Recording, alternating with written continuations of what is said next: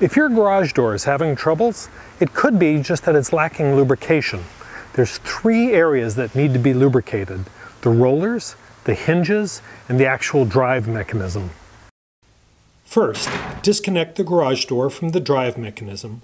Spray some anti-super oil on each of the track wheels and turn them by hand. Next, spray some lubricant into each of the hinge pins. Lubricate the chain or screw drive. If it's a chain, you can spray it in one place and operate the drive. For a screw, you need to spray up and down the length. Re-engage the door to the drive mechanism and run the door up and down a few times. And that's all there is to it. Do that once a year and your garage door should stay in great shape. For more tips, visit us at andysuperoil.com and subscribe to our YouTube channel. Thanks.